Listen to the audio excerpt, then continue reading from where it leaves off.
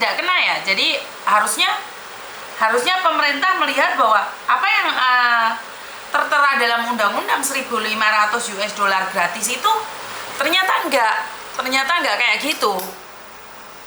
Artinya adalah peraturan yang kemarin sempat di sosialisasikan itu kemana gitu loh.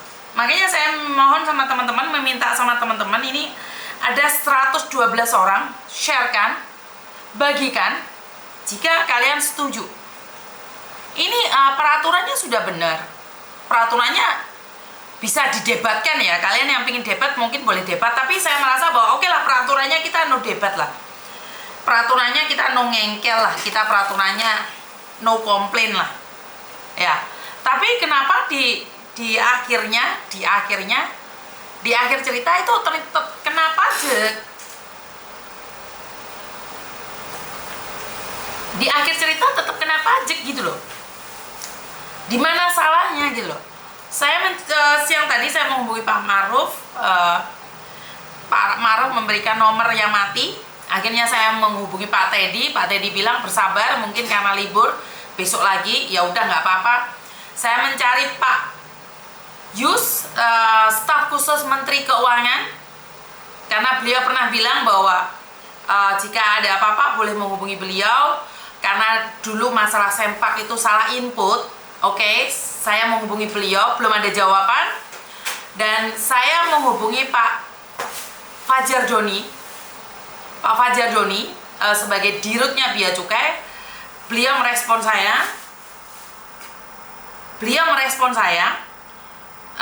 Dan beliau minta data-datanya secara lengkap. Nah, ini buat teman-teman, jika kalian mau komplain sama saya tentang apapun, saya minta untuk data kalian lengkap ya Mbak ya. Jangan memberikan data yang tidak lengkap. Karena kalau kalian tidak memberikan data yang lengkap ke saya, saat saya komplain, ya jelas saya tuh nggak tahu harus komplainnya kemana.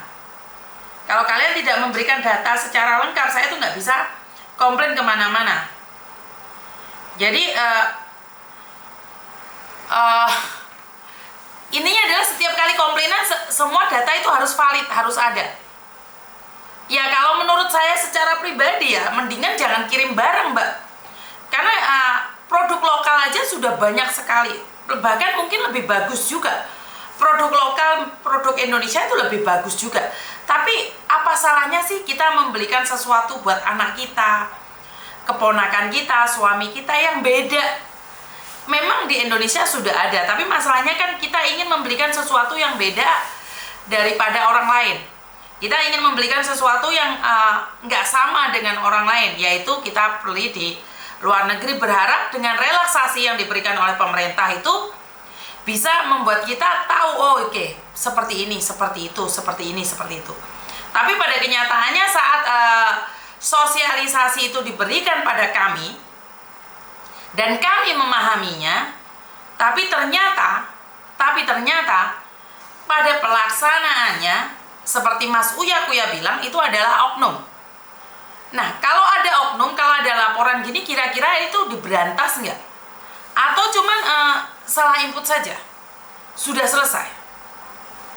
Jadi saya berterima kasih sama Bapak Fajar Doni selaku Dirut Bea Cukai karena mau merespon saya.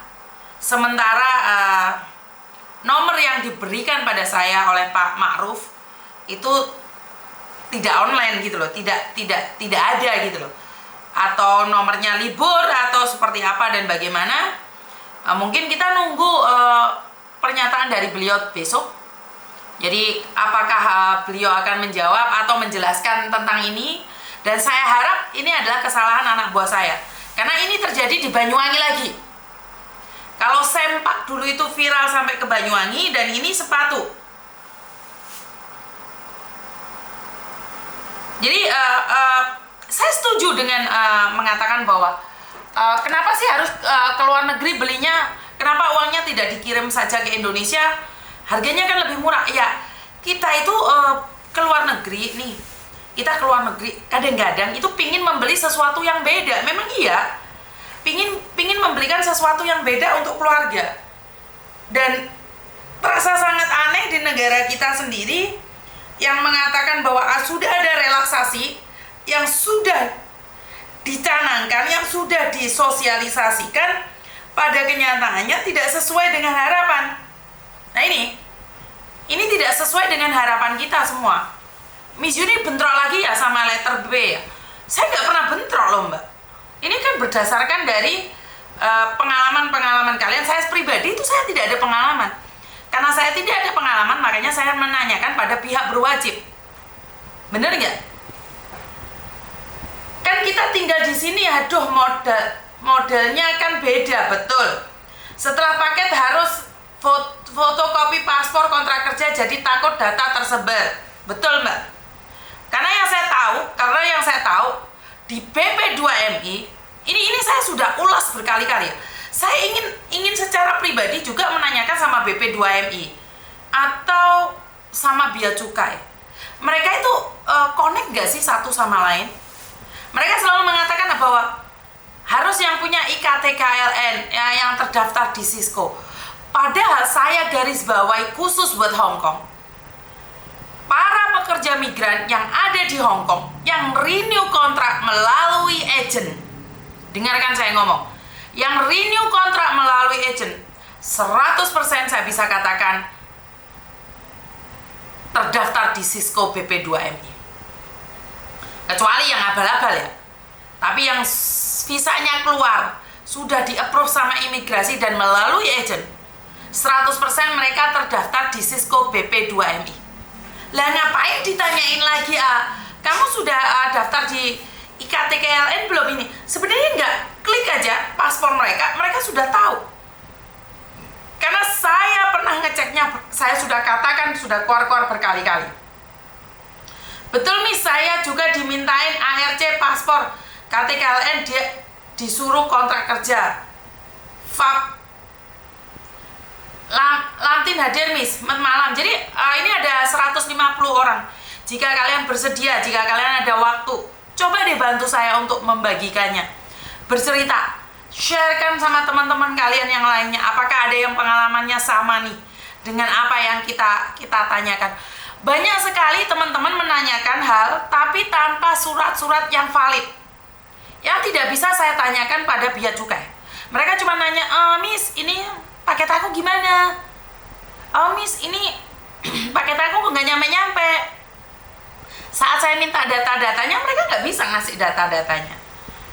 Lah ini kebetulan ke Banyuwangi lagi. Ya, ini yang merasa ya mbaknya itu mungkin bisa dibilang mereka mah barangnya branded, wong TKW tuh belinya yang nggak kayak koruptor larangnya. TKW mah belinya barang murahan. Biasanya sulit memang kalau ngomong sama oknum Miss Yuni munyer. Aku teko kawet mau Miss, ya gak apa-apa.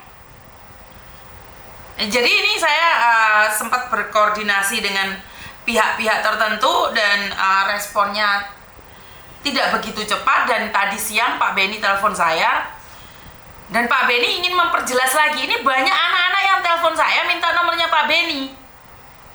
Banyak teman-teman kita yang minta nomornya Pak Beni. Sementara saya sendiri tuh kehilangan kontak Pak Beni sejak Pak Beni mengatakan bahwa nomornya itu disadap atau diambil orang. Itu saya tidak pernah komunikasi sama Pak Beni sama sekali.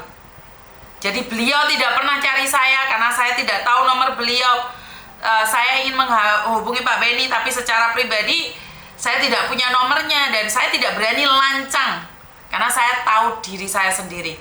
Bukan berarti saya kenal Pak Beni terus saya yaktis, saya naik dewe ingin diprioritaskan nomor satu apa yang saya ingin katakan, terus Pak Beni harus menanggapi saya secepatnya. Enggak.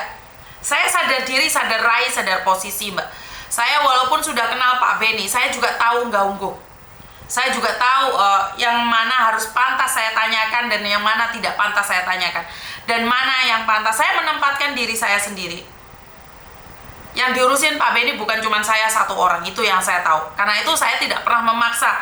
Saya juga tidak berani meronjol-ronjol di live-nya beliau. Bener nggak?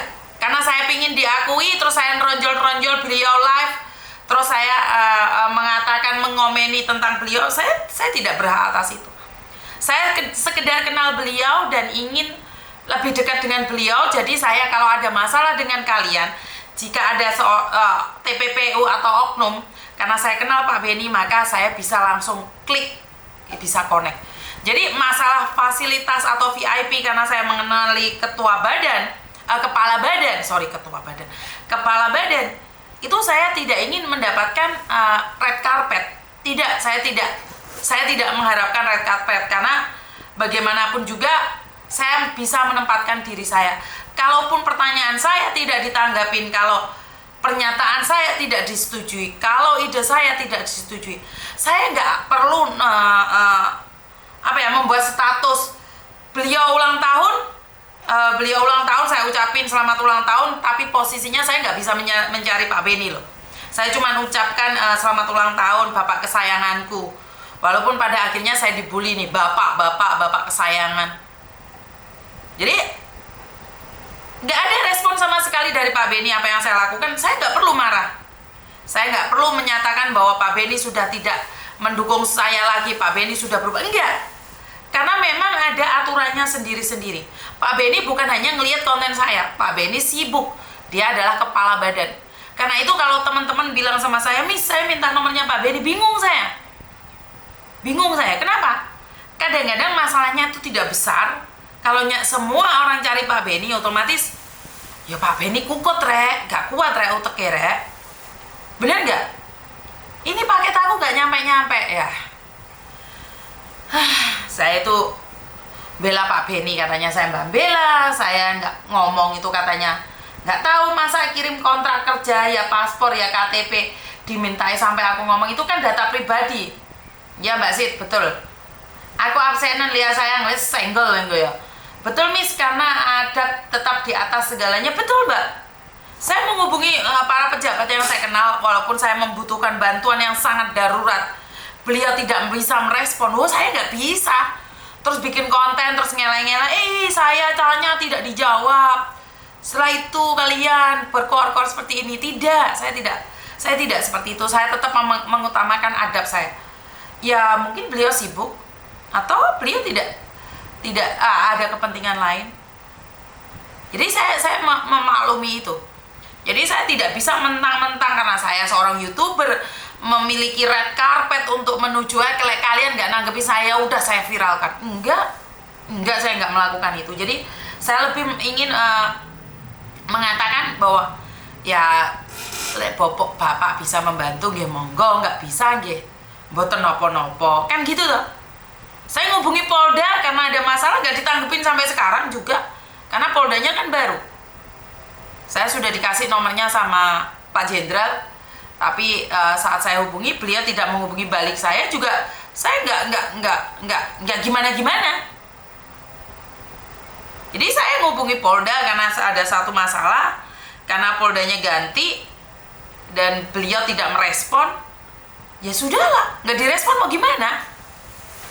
Saya aja nggak direspon, apalagi yang lain. Bener nggak? Jadi kalau Polda yang dulu saya sangat merasa senang sekali karena cepat tanggap, tapi Polda yang sekarang kan nggak kenal, maka nggak sayang. Jadi ya udah nggak apa-apa. Tapi yang ingin saya sampaikan adalah yang paling menyenangkan adalah KJRI. Yang paling menyenangkan adalah konjen KJRI ya, konjen baru KJRI ya. Itu semuanya tuh satset tuh ya, dari beberapa orang yang melaporkan di hotline-nya itu, responnya cepet banget. Ini bukan saya yang ngasih feedback ya, jadi teman-teman yang mengadu ke saya, Mbak ini tak kasih nomornya KJRI, Mbak ini tak kasih nomornya KJRI. Setelah itu tak endangi, Mbak gimana responnya KJRI? Oh sudah Miss, sudah ditanggepin. Jadi sudah ditanggepin. Waduh, Pak Sukarman masuk ini. Halo? Halo? Bapak? Halo? Gak dengar suaranya, Pak? Siap, Mbak Yuni. Nggih, Pak Sukarman, waduh. Mbak Yuni, Pak Kepala Badan lagi masih on. Ya, siap. Sebentar ini saya nih. Terus.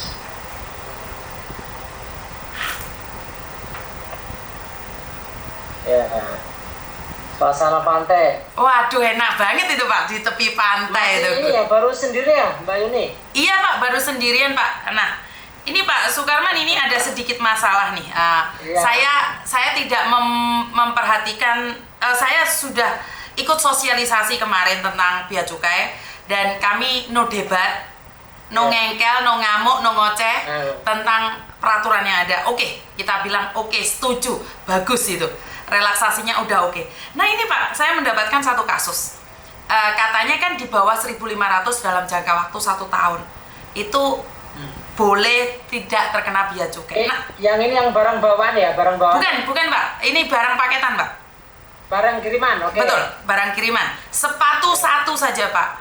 Dan dulu saya pernah debat sama Pak Yus ya, karena staf khusus Kementerian Keuangan yang mengatakan bahwa karena kesalahan input, karena tidak ditulis HKD. Nah, saat ini saya sudah tulis HKD, Pak. Ditulis Hong Kong dolar 100. Berarti dikuruskan uang Indonesia cuma 200. Nah, ini kenapa sampai dikonversi dulu? Sudah, Pak.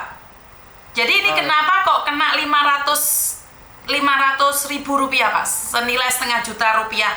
Ini Banyuwangi juga, Bapak. Kalau dulu sempak juga Banyuwangi, ini sepatu Banyuwangi juga, Pak. Saya ingin tahu tanggapan Bapak. Ini saya kirimkan. Jadi itu anu ya, second kan kategori second ya, bukan baru ya? Bisa dikatakan baru, Pak. Kan masih di bawah 500 US dollar, Pak. Bukan, maksudnya barangnya sepatu tadi itu personal use-nya itu kategori second atau baru beli? Baru beli. Baru beli. Betul. Ya, oke. Kalau baru beli kan seharusnya bisa dilihat dari harga ya, dari harganya ya. Betul. Nah, kalau second itu biasanya di probing, misalkan harga barunya itu 1.000 lah gitu. Biasanya di probing 50% atau berapa gitu. Jadi 500 gitu. Nah itu memang pihak petugas bea cukai yang melakukan estimasi itu biasanya. Nah saya juga nanti mungkin kita bisa diskusikan lagi. Nah besok pagi itu ada podcast ya Mbak Yuni, udah tahu ya podcast ya? Belum tahu Pak. Besok pagi jam 10 di podcast sudah di Facebooknya Pak Kepala Badan juga sudah di waro-waro itu. Oke, siap. Podcast ya itu menghadirkan narasumber dari Bea Cukai sama Kemendak jam 10 pagi kalau nggak salah.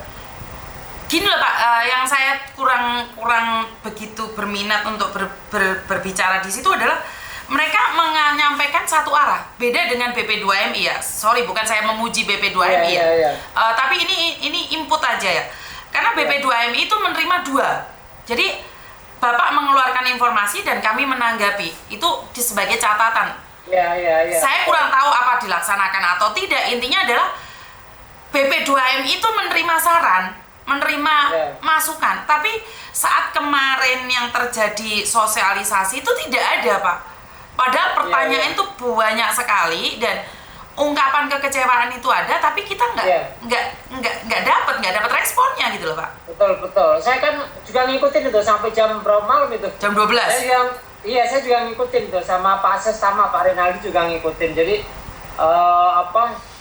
mungkin agak kaku ya, bahasa saya agak kaku gitu si pembawa acaranya itu. Terus yang raise begitu banyaknya tapi nggak dikasih kesempatan gitu. Kan minimal satu, saya nggak raise loh Pak, karena saya sudah ngelihat raise-nya banyak dan saya juga kesenggol terus nih, seandainya saya raise kan nanti malah jadi ada apa pertanyaan. Iya, karena hostnya mereka, jadi saya juga pasif aja loh dan memantau aja. Oh ya udah, saya juga baca ini di chat itu kan banyak yang kecewa itu karena nggak direspon terus juga. Ya, mungkin karena pas malam hari terus waktu Tokyo juga ada yang sampai jam berapa itu? Kalau jam sini 11, waktu Indonesia berarti Tokyo jam 1 malam ya? Iya, betul. Iya, jadi mungkin banyak pertimbangan saya inilah gitu. Makanya yang dari Korea juga kan Pak, yang dari Korea juga kan akhirnya jatuhnya kan kecewa karena mereka berpikir ada satu pertanyaan dari netizen, dari kita khususnya, itu ada ada yang dibaca satu aja. Dan pertanyaannya tuh tentang barang-barang mewah, dan itu bukan PMI kan, ini sosialisasinya buat PMI. Lah ini yang ditanyakan tentang minuman, yang kami PMI aja udah paham, masa iya sih itu orang-orang nggak paham? Yang ditanyakan itu enggak. Itu paparannya general, terus udah gitu pokoknya pakai kacamata kuda dulu. Kacamata kuda dulu. Kelihatannya gitu paparannya kemarin. Jadi pokoknya ya, aturannya gini ya gitu. Loh, kita sekarang ini yang saya secara pribadi tidak mempermasalahkan aturannya, Pak. Saya katakan oke. Kami no debat, no ngamuk, no nesu. Pokok intinya nurut. Tapi ini sepatu satu ini tolong dong, kalau Menteri Perdagangan bisa sosialisasi, kalau Bea Cukai bisa sosialisasi ke PMI, pertanyaan saya apakah pegawainya juga disosialisasi enggak sih? Nah, ya. Jadi mungkin yang paling penting ini justru teman-teman di yang atas ini, atas keuangan, atas perdagangan itu juga harus frekuensinya harus sama dengan yang di pusat di Jakarta ya.